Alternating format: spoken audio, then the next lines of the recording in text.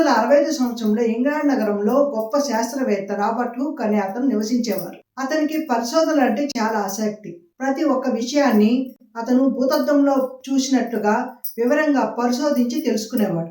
అప్పట్లో ఉన్న సూక్ష్మదర్శినికి మించి ఒక శక్తివంతమైన సూక్ష్మదర్శిని తయారు చేసుకున్నారు. ఒకరోజు సాయంత్రం వైన్ తాగుతున్నప్పుడు ఆ వైన్ సీసాకు బిగించి ఉన్నటువంటి బెండు మీద అతని దృష్టి వెళ్ళింది.